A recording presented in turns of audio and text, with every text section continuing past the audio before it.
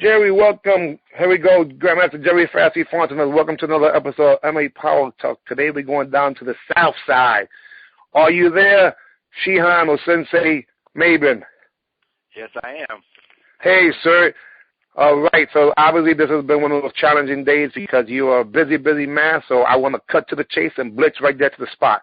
Sir, I'm honored that you're taking some time from your busy schedule. Now, the normal format we have is talking about past, present, future. So since you and I have been personal friends since way back in the 80s, let's talk about that first.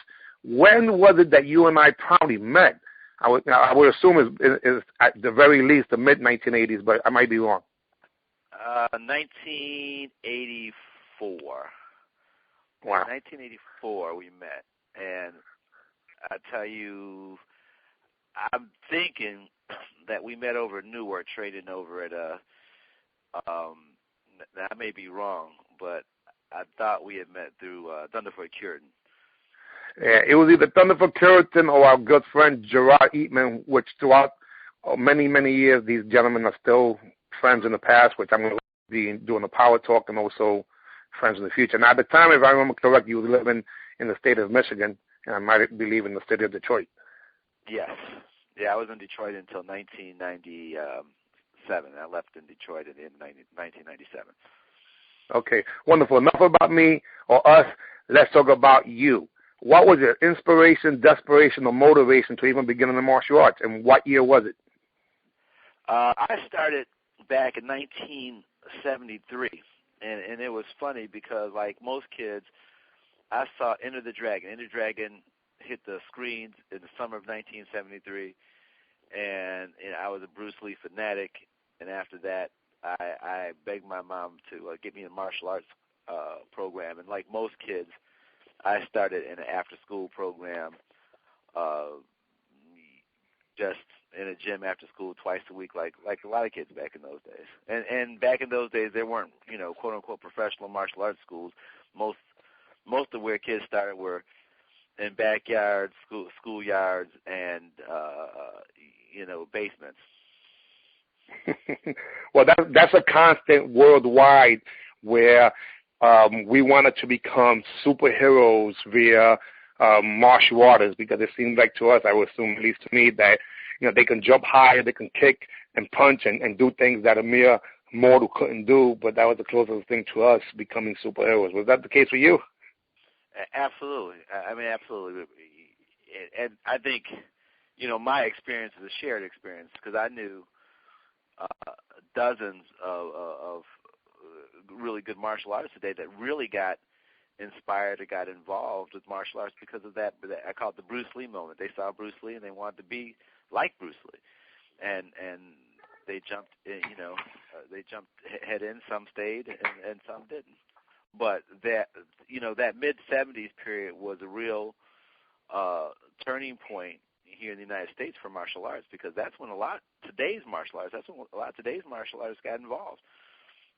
Well, you know what's going to be interesting? We're going to be getting an opportunity to speak to some of our extended family members worldwide, and the brief conversations I've had with them is exactly in unison. It's in concert with what you just mentioned there, because whether it was New York or Detroit or Liverpool, it was the same exact thing. We had a chance to actually become a different person. I always like to compare it to superheroes, because when we're doing martial arts, many of us ended up having nicknames. So it became actually as Superman and Clark Kent and Batman and actually Bruce Wayne and so on and so forth. So that's pretty cool. But let's get into some specifics. So in 1973, do you even remember what was the initial style of martial arts that you was training in? I started in Tang Soo Do Muda Kwan in 1973. Wow. Just for the record, 1976 when I officially started a professional martial arts school with Grandmaster, rest in peace, Supreme Grandmaster Sang Soo Tiger Kim, and it was also Muda Kwan Tang Soo Do. Absolutely. Okay, so now in 1973, you're in an after school program about twice a week, that wasn't a school, that was exactly as you said it, a program. And sometimes people run schools as programs. I don't want to get into that tangent as of yet, but hopefully in the future we can speak about the business aspects of martial arts, which you've been fortunate enough to be really successful. However, 1973, you're there twice a week, after school program, doing Tansudo.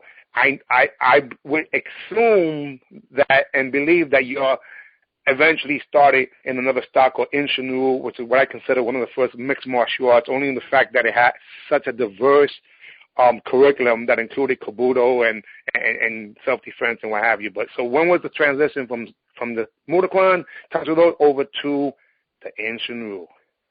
Well, when I started high school, and I lost interest in the martial arts during high school because I wanted to, run track and swim and be in other sports and be a letterman, get my varsity jacket. And that was real big, for me, in those days. And so I stopped training. Then when I went off to college, I was introduced back into the martial arts by a gentleman who was training in Inshinryu, and then a couple of my friends were training in Inshinryu, and they said, "Oh, you need to come over, and you need to, train in our dojo." And they introduced me to a gentleman named Grandmaster Willie Adams in Detroit, and he lived. His dojo was very close to my grandmother's house, and so it was real convenient for me to get over there. And once I started training with him, it was like I lived in the dojo. I was there every day, and every day I could be, every hour, every minute I could be there training. And today he's still, my instructor today after 35 years with him. I've been with him roughly 35 years. So pretty phenomenal. That is a constant with quite a few of the successful martial arts that we know, that we go through cycles. The thing that I did not get, unless he said it and I forgot, because I've been hit a few times, so my brain doesn't work as good as it should at times. But 1973, how old were you when you actually got exposed to the official, not a professional school, but at least an organized group of martial arts instruction? In 1973, I was 12 years old when I first started training. And then when I picked it up again and started training, really I haven't stopped training. I was 18, so I had stopped for high school years. Probably between 14 and 18, I didn't do too much anything. And then 18, I picked Well, you didn't do too much of martial arts, but you was absolutely increasing your ability for your fast twitching muscles and your balance and your coordination, et cetera, in sports. I was running track. I was a swimmer. I was running cross country. I was involved in all types of physical activities. But it was high school sports. And that's I really focused on that back in those days. Well, that's another common denominator. So basically what you're telling me is that even though your enthusiasm for martial arts was there, you was an athlete in a variety of sports that chose at some point, once you clamped on like a pit bull, to increase the quality and knowledge and everything between there of martial arts, correct? Oh, absolutely. And even, I tell you, after, when I started training, again, in martial arts, I would cross-train, and everybody knows about the Dance Theater Harlem. And I had the chance to take classes with, for a while, the lead choreographer from and just to increase. And the only reason I was taking, they said, "Man, you're taking ballet classes." No, I'm increasing my I'm your flexibility, your posture, your coordination. Right, I'm doing all that. It didn't help that the class was filled with pretty girls.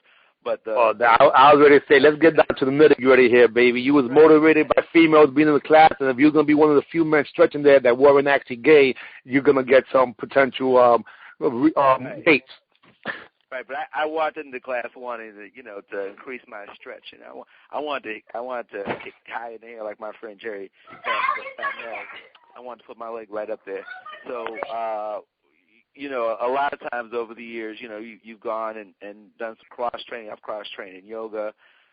I've done a lot of things. Even now, as I've gotten older, at 51 years old, I did the Spartan race. I did CrossFit. I did a lot of things that other folks who are in their 50s either can't or won't do because they're afraid to because of they abused themselves when they were younger. Well, let's be honest. People in their 20s won't do that, let alone 30s, 40s, or 50s. Absolutely. also based on a standard and a certain amount of ego, because the ego says we don't want to be the fat old men that can't when we're parents. Are you a father? Absolutely. I have a 9-year-old daughter. And you don't want her to be embarrassed that you're the fat man that can't see his toes or do anything, correct? Absolutely. Another common denominator, because, for whatever it's worth, I'm getting ready to be a half a century old within the next few months in January. So that being the case, let's talk about a little bit of that. When was it that you was inspired to even start competition? Because when we did meet, it was via competition. And what was interesting about it was that you was probably the only person from your entire state that was making trips to New York or New Jersey. I started back in the days where we didn't even wear gear to tournaments. So when I started doing tournaments, it was still bare knuckle. And then I saw the transition, go into the gears set. And then probably I moved to Rochester, New York in '83 to start a master's degree program at the University of Rochester. And I was still interested in doing, I opened up my own small dojo up there, and I was training, and in order to keep myself sharp, I would do tournaments up in that area, and in Western and Upstate New York. And well, let me excuse me. Let me interject. Let me just check my memory. So in Rochester, you must have people like Kathy Faust over there. You must have guys like Amos Poswaite. Kathy Faust is an old friend of mine. Absolutely. Amos Poswaite was in the area. Right, Amos, and not too far away. You had guys in other places. You had Bill Adams. You had guys like Greg Tierney and Steve LaValle. Even though they weren't from as high there, but the immediate area had the northeast section, and also going into Canada. Yep, absolutely. And I trained at Greg Tierney's dojo, at his old dojo, and I trained with Greg Tierney back in those days. Not officially, but he was very welcoming. I would come over to his dojo and get some sparring there. Well, this week we are interviewing Shihan Tierney. Yeah, he's part of our repertoire. Back in the days, I think when you did that, he was probably part of the Purple Dragons. Yeah, he was a Purple Dragon back in those days. Absolutely. Okay. And him and let's mention some of those guys that were competing. Adams too. Yeah, let's mention some of the guys that were competing. Like I think in that area you also had guys like Sam Roberts and Esteban Trotman, which was students, Dunning Davis. Mention a few more. Oh, you're trying to jog my. I remember back. Randy Lawrence. Randy Lawrence. Tony Overton was out of Buffalo. Of course, Bill Adams was big. And then in that area, at that time, Nasty Anderson had moved up, around that time. I think it was about the mid-'80s. He left the United States and moved to Canada. Exactly. And so he was bringing more. He was living with Betty. Right, and he was bringing more students down and doing that loop, because really we would compete anywhere from Toronto. So we would, because Toronto was really only an hour and a half away, so we would compete anywhere from Toronto to Syracuse in that little loop back in those days. And Cesar Barkowski, the National Karate Center, was very big in that area. Absolutely. There were so many. I mean, I knew so many guys. I have to jog my memory. There were so many really John Atkinson. Absolutely. But then, the funny thing was that I started doing some training on the crane circuit back then in the Karate Referees Association of New England. And I was actually a crane referee for a little while. And I would go a little farther, and I would compete up and down, the New England coast. And then when I moved to New York, of course, I liked to do the New York thing. But I always thought some of the best, fighters and some of the best competition really, for me, came off the East Coast. Everyone had their different style. East Coast guys had their style. Chicago guys had their style. Southern guys had their style. West Coast guys had their style. But you always had a certain high level of constant competition coming off the East Coast. Not saying that, guys in Chicago weren't tough. They were, but, they wouldn't be throwing bodies at you. When you went to Chicago, you knew you were going to run into some Scorpion Barrage's guys. You're going to run into some of Larry Tankston's guys, and those guys dominated that Chicagoland area for a long time. And but it wasn't like you were going to run into 15, 20 different dojos that they were throwing bodies at. Yeah, that it is interesting that you're saying that, because any way you put it, to me, I've always liked the diversity. Now, the advantages of being able to have groin kicks as opposed to not having groin kicks is something that I think can help you in a street situation. But at the same time, I believe that versatility was key. When I looked at someone like Scorpion Barrage, he pretty much changed the rules, because he was a great kicker that can kick low and or high. At the same time, there were also people in the New York, New Jersey, et cetera, area, like you said, that would sweep you, and you would be, he was up in the air, head on the floor, while they're getting ready to stomp you in the head and get a point on the wooden floor. Absolutely. Now, I don't want to say that, we used to have these knockdown, drag-out arguments, you and I, about the groin kick. But, if you went down south or you're on the West Coast, the groin kick was, you're going to get, if you didn't know how to protect down there, you're going to get kicked in the groin. You had to learn. If you came up to Detroit, the same thing. So, eventually the non-groin, the groin was taken out of most national tournaments. But that was a long time coming. That wasn't real. That it really didn't happen until the mid-1990s. Yeah, but let's think about it. And again, let's fast forward just slightly between you. Obviously, this is leaning towards the relationship between you and I, and being participants and also spectators and fans of sport karate in a variety of regions in the country. We went over to an event that literally had groin kicks, and it was an East Coast event, because one year they would have groin, the next year they wouldn't have groin, and that was over at the Super Grands. Right. So the NBL, because I did tell boys like that, this is what I told boys like that. I said, listen, see, I would have to go over to Connecticut, New England area, since they were Campo stylists, which is what Crane predominantly was initially, the founders of it. They had groin kicks. So that was the only region in the Northeast that actually had groin kicks, Crane tournaments. So we would go up there to practice that. And when I told boys, I said, boys, listen, the karate industry has completely shafted anyone who did groin kicks, and there's major regions such as Texas and Chicago, from Mid-America to the West Coast, that still do these groin kicks. So my suggestion would be, just like in baseball, one year there's a pinch hitter, one year there's a designated hitter. Why don't you have groin one year and non-groin the next year? And for whatever it's worth, very few people were able to cross and win world championships under both rules, and I was one of the few that did, because, to me, the diversity was extremely, extremely important. So that's a little history. We had guys like Richard Plowden, who and Jeff Gears, and both those guys came up in areas that where groin kicks were legal, and of course they're both of them great champions, and they could diversify quickly to the next level. Let me give you a specific fact. The truth of the matter is that there were more people that were groin kick regional people that also won the non-groin kick NBL championships than they were the other way around. And it's really interesting. If you check the history of when the NBL still had groin kicks, California, Texas, and other regions like that still knew how to do groin kick, won with groin kicks, and they also won without groin kicks, Richard Barfield being one in particular.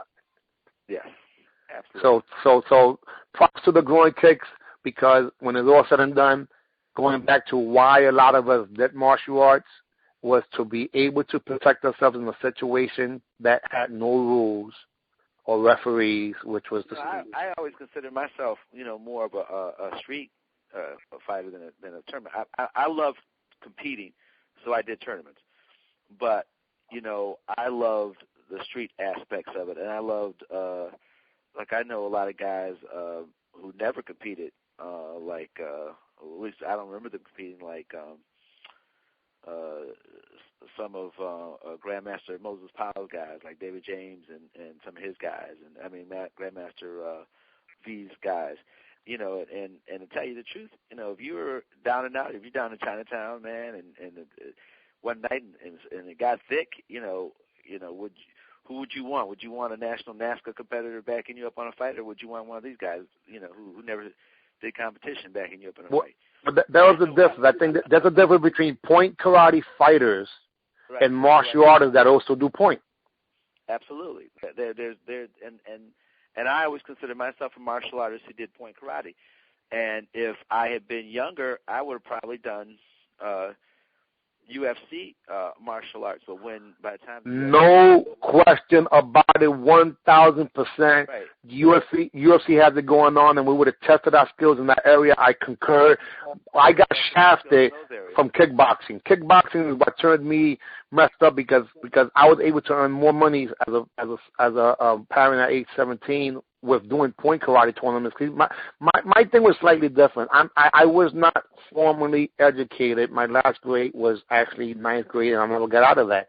But I educated myself on a consistent basis to the very day I do that, because I know that information could be acquired in a variety of ways, especially today with YouTube and what have you. However, since I wasn't employable, I made martial arts my vocation. That's why I was able to obtain quite a few students as a professional at an earlier age than most, not because of desire, but out of necessity to provide for my family. Absolutely. There was a transition between competition, training, and then at some point you say, hey, I would love to be able to earn some income doing this. Let's go through your little history of before, during, and even past, present, and future of what was you as an educator / sensei, instructor, etc. When did you start teaching? I always had a school. I always had a school. Like when I came back to Detroit in the late 1980s, my sensei put me in charge of a school, like after-school program, similar to the one that I started in. What year was this? This must have been 1987, 1988. And it was the fall of 1987. And well, just to be fair, guys, just to be fair, Sheehan Willie Adams at the time was not just a school owner, but he was a phenomenal promoter that got to the point where he ran one of the biggest events in the entire country. Am I correct to believe that? Yes, he ran North American Karate Championships during that period of time. Okay. So you had a great mentor. Right, I had a great mentor. He taught me how to teach. He was running a successful school. He had made a transition from being a non-professional to a professional school in the 1980s, and I was there during that transition. He put me in charge of a after-school type program, which I taught for a number of years. While I pursued my other profession, because I already had a profession, a regular 9-to-5 job, and then I would teach twice a week in the after-school program. Then later on, when I had the opportunity to move to New Orleans to take over as Director of Development for the Housing Authority, then I moved down here, and a friend of mine said, well, why don't you help me teach over at the military base? So he had a small class at the local military base, and I went over there, and I started teaching there, while I still had a full-time job. And when I left the Housing Authority, I had a number of job opportunities I was looking at around the country, but then I sort of reached this crossroads where, I can go and I can continue in profession, which, I chose for myself, or I can make a break and try to become a professional martial artist. And I have seen a lot of professional schools doing well. And, the first thing I said, well, that guy can do it, I can do it. It's going to be hard, but if this person can do it, I can do it. And I decided just to take, it was expensive, but to take the jump into the professional school arena. I mean, it was expensive for a number of different reasons. What year, just so we can have a chronological check here, what year was that? That was in 2000. Okay. Now, it's so weird because in 2000, at that point, and again, I'm talking about myself personally, I already had gone through many levels of gamut. That's just before I started making my uniforms, and I was on my way phasing out of teaching. But it's pretty interesting because I think that success leaves clues, and you had an opportunity to follow those clues from quite a few people. Right. Well, I had seen it. I in 2001 I made the decision in around Christmas of 2000, and in the spring of 2001 we had secured a space, and my wife and I, we gutted out the space, and we built our first professional school, full-time school. And of course, you do this, you start off with like 1 or 2 students, and you're struggling, and you're running around looking for mentors to help you get through sort of the daily things. You make a lot of mistakes. You make mistakes, and then you learn a lot of things in the first 6 months. If you in the professional school realm, if you don't learn and quickly adjust from your mistakes in the first 6 months to 12 months, then you're out of business. There's no way that you can stay in, not paying rent and doing everything else that you have to do. So, we were quick to adjust our mistakes, and then really I started listening to some new mentors out there who I thought were really good, and there were quite a few professionals. At that time, we decided to jump over to EFC as a billing and mentor company, and then we stayed with them until Hurricane Katrina in 2005. But we were, through their connections, we were able to talk to and learn from a lot of different professional martial artists around the country. And really, coming from the competition side to the teaching side, I didn't really know any.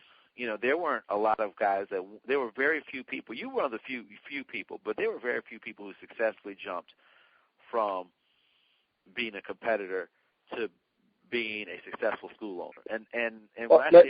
Let me just say this. Let me just say, you're absolutely 100% true. EFC I joined in 1988. I left EFC in 1992. I joined United Professional and became a speaker with them in 1972, and then we did things throughout the years after that.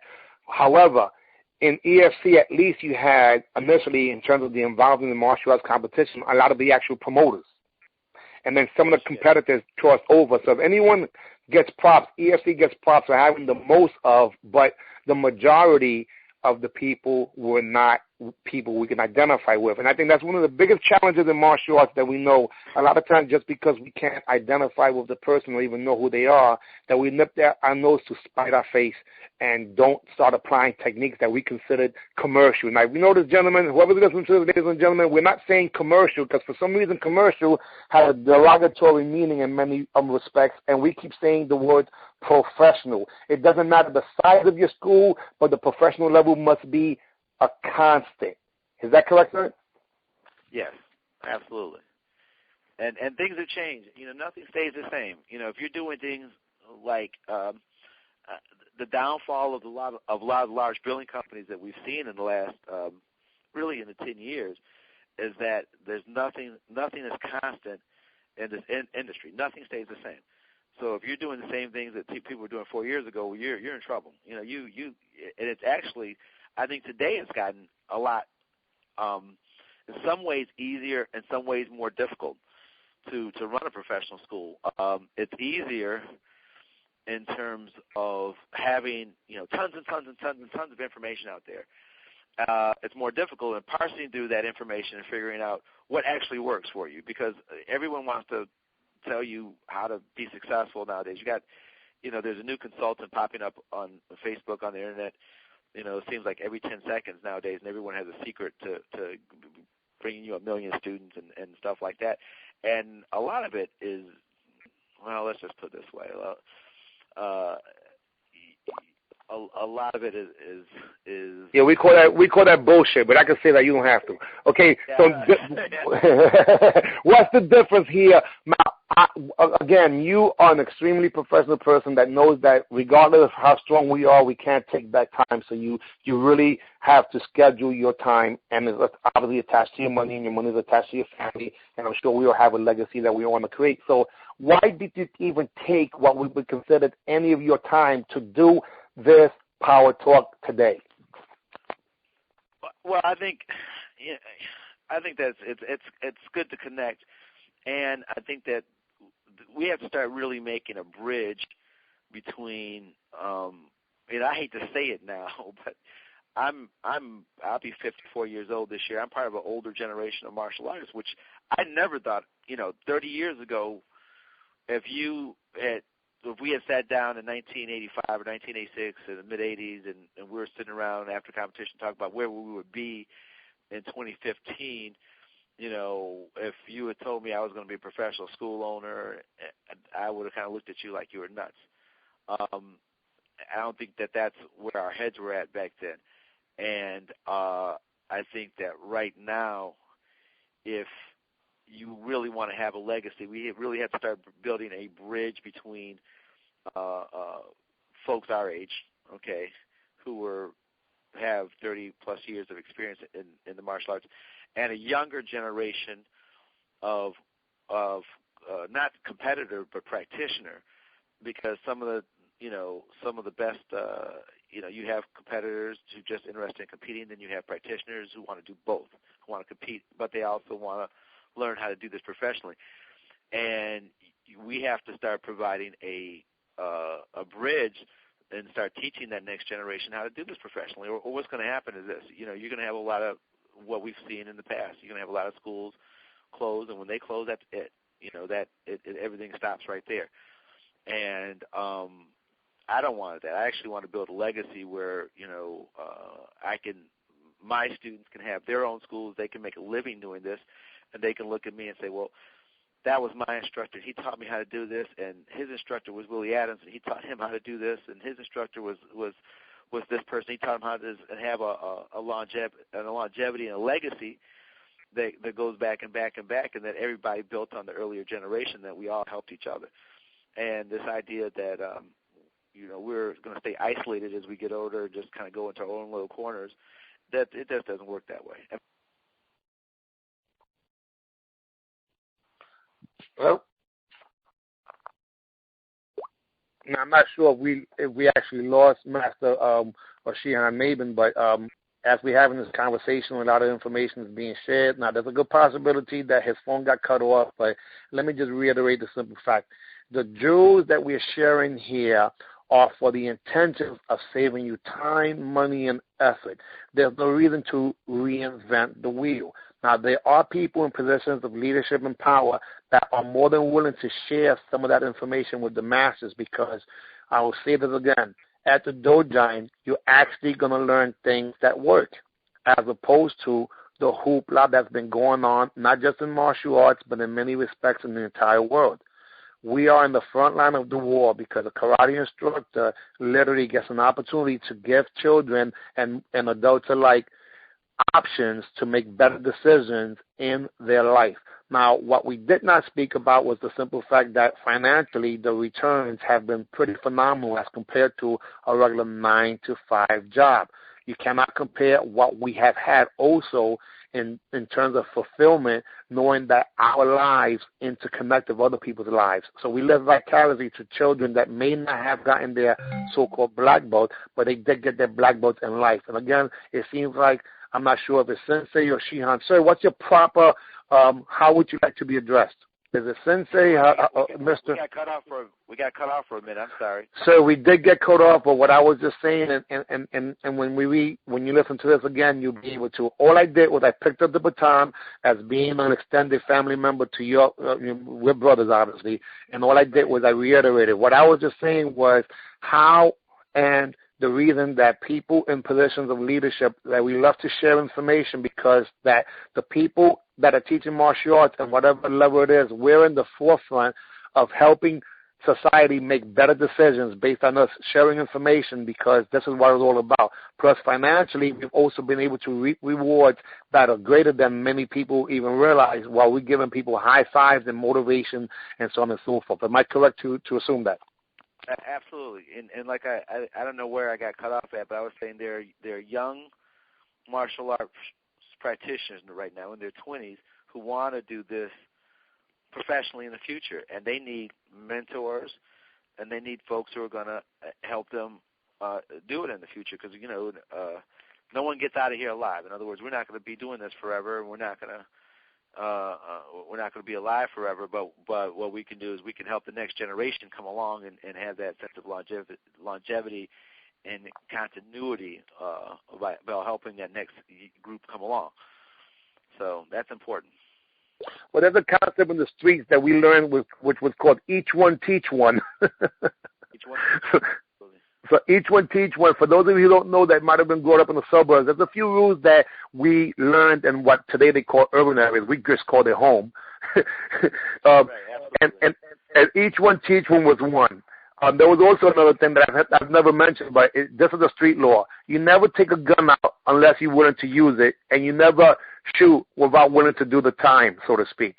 So the point is that, as James Brown said, static don't start, none won't be none, because even though we are motivational success condition coaches, we will be the person that will completely annihilate you physically and probably not be happy because we didn't even do it fast enough or what have you. So just like in the Bible, where you have love, you also have destruction, and that's what the ultimate martial arts is supposed to be, a person who will fight for the death for the life of others. Am I wrong? Does that make sense? You're absolutely right, Matt. That makes a lot of sense. Well, sir, listen, all I would like to say is this. I know I took a lot of your time already, and if it's any way possible, if you can do two things. If we can just give a recap in terms of what you believe you want your message shared with, I believe some of your students and other people will learn about this. But for whatever it's worth, I just want to officially tell you, you're one of the 300 people that I respect enough that if I went to war, you would be on my team, on my army, because I consider you an extended brother. We have had quite a few experiences together sporadically throughout the years, but every time we interconnect, it seems like we never skip a beat. So I want to thank you. We never skip a beat. I just want to reiterate that it's important to keep what we're doing as martial arts at a very high professional standard and a very high standard. And always, we always have to take the high road on everything. And everything that we do, we have to take the high road. We have to try to be the best at it. We should act, look, talk, walk the part on a daily basis when you get up in the morning, before you go to bed at night. That's what you should be doing. I mean, because at the end of the day, we are, we have to be mentors. We have to be examples of what a good martial artist is. And no matter what else is going on around us in the martial arts community, there are those of us who have to constantly set this standard. And it's a responsibility that we should take seriously. Well, I completely I concur. I agree with you. I think that some of our friends should probably start teaching sumo, because at least then they'll be in the physical shape that you would expect someone to be in that martial arts. Now, guys, listen to me. I'm telling you this in tongue-in-cheek. When it's all said and done, all of us have been in positions where we were 3 or 4 months pregnant. Like myself, I'm about 2 months pregnant right now, on my way down to actually delivering this thing. But what I'm saying is this, guys, we have to remember, just like Sir just said there, that you must lead by example. Now, that also means not just in the physical attributes, obviously, but guys, there's 3 things that I said years ago that increases not so much how to get your school to the next level, but how to prevent it from closing. And so a lot of people give what to do. So these are the 3 things that I'm going to say what not to do. Number 1, don't start your class 5 minutes after you're supposed to, because just like in a flight in the airport, if you get there 5 minutes late, you're gone. That's number 1. Number 2, don't stay and don't look at that parent the same way she looks at you and turn around and have sex with her. No good. You can't stay away from those parents. Number 3, do not stay anywhere near that 16-year-old that joined your school when she was 11-year-old, but she looks like she's 22 years old, because when it's all said and done, that's a big no-no. We have seen many of our wonderful friends completely fall to these vices, and this is something that you must never do. Sir, do you agree with any of those 3 things? I agree on absolutely those 3 things, and if you want to add to it, you can do it too. So how about this? How about something that you could either avoid or must have in order to make sure that once you do beg, borrow, and steal, and finally get your martial arts school as a professional set up, that you don't have to be one of those people who have to close the place?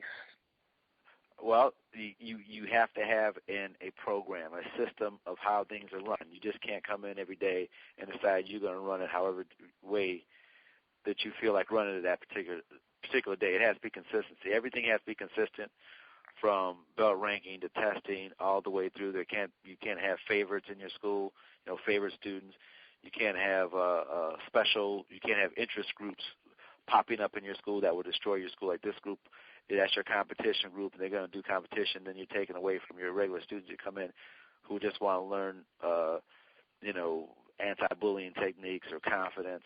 90% of the people who walk into your school walk in because they want to learn how to become better people, and your job as an instructor is to help them get there, not to push them out of the competition circuit if they're not ready to go. I mean, if they ask you about it and they really want to go and they have the heart to do it, that's one thing.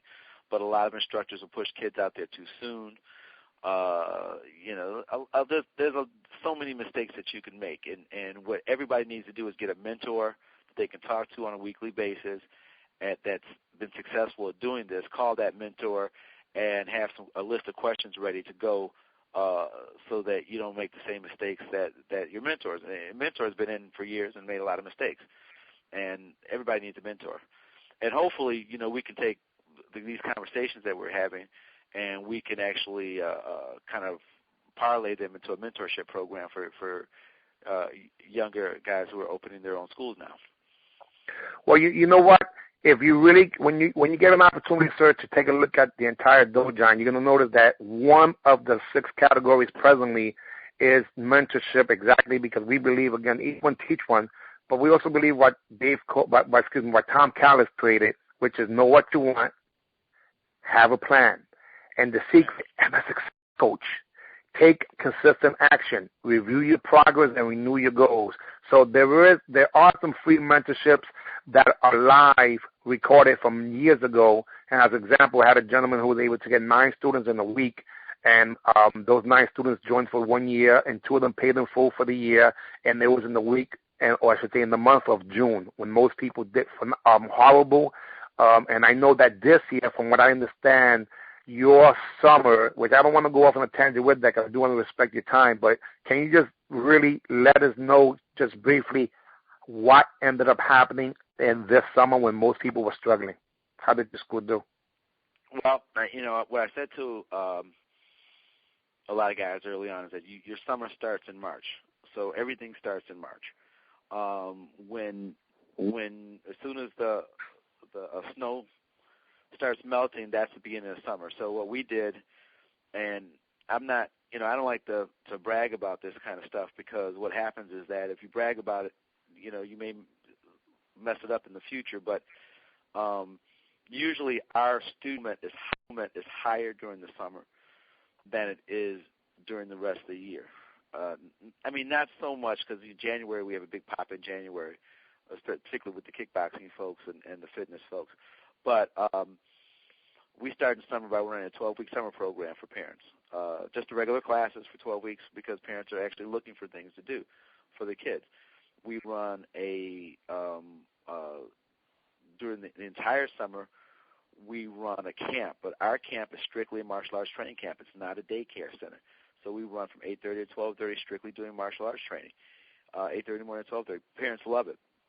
We pre-sell the camp starting in March. We were sold out for our June camp before the end of April. We were sold out for a July camp by the 1st of June.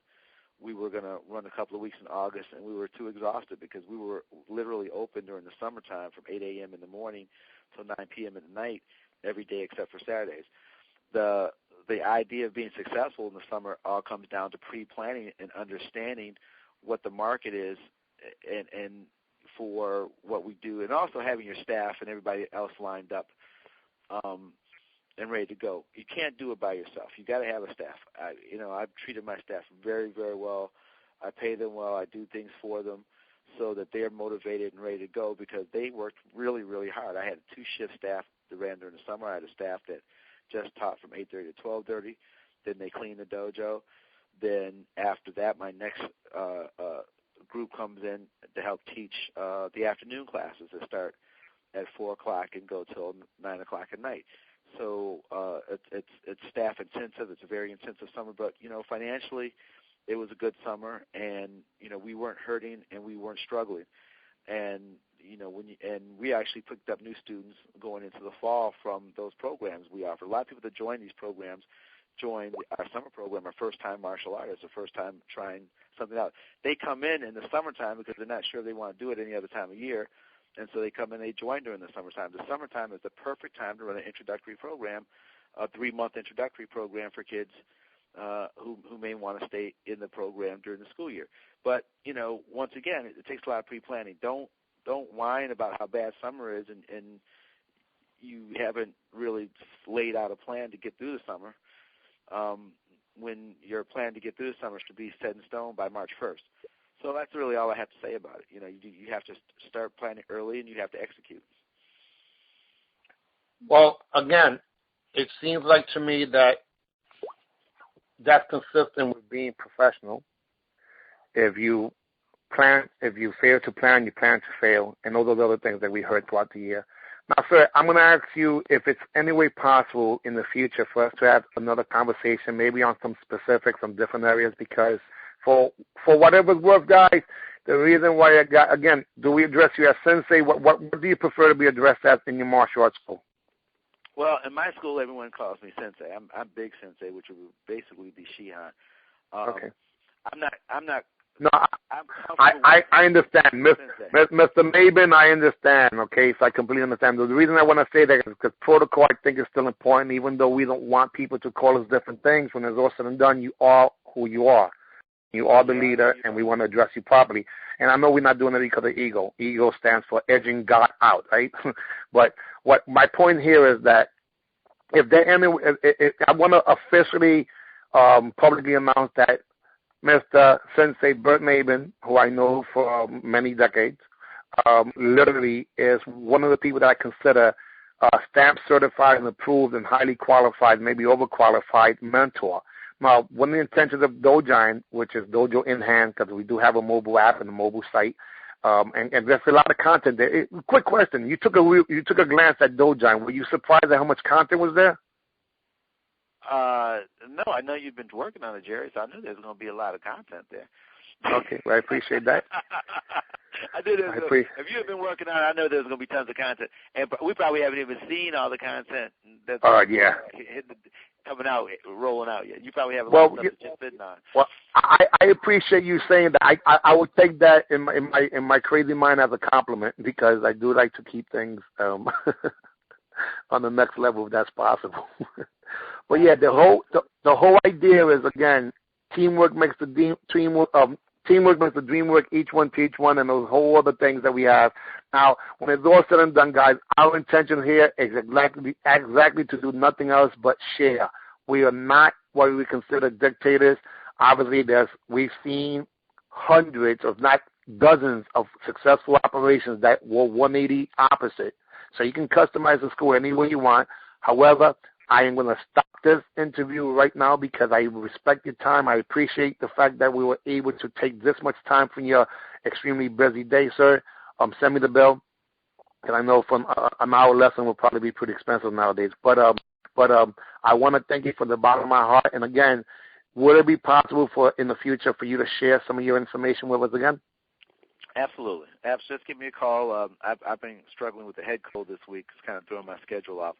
But whenever you want to sit down, we'll schedule it out, and we'll do something maybe I'm very specific. Like we'll do something super, super specific, like classroom management or using, staff management or something like that. We'll do something. Well, wonderful. Our intentions here is to do exactly that. In the Dojine, we're actually sharing things that actually work. How's that? Absolutely. I think that, for whatever it's worth, is long overdue in the industry. I might be wrong, but there's a lot of fluff that's being shared throughout the years, and it bothers me because people who use fluff thinking that it's quality might end up losing their operations, and that's not something that any of us want to happen. We can respect people who have gone through ups and downs and so on and so forth, but those who continue, we can appreciate them. And I think locally you have a gentleman named Master J. who has gone through some major challenges, and he still persevered. And the wonderful part about this entire thing that makes my heart warm is that when people would consider other school as a competitor, I believe the gentleman just passed through your school because he is correct? Yes. Came by the other day to say hi. Yeah, absolutely. I mean, this is what it's all about. That's the reason God has blessed you and other people of similar mind, because when it's all said and done, we are trying to help. On that note, sir, for whatever it's worth, from the crazy Puerto Rican from the Bronx, thank you again. When I say AB, I want you to respond by saying see ya, if that's possible. AB? See ya. Thank you very much. God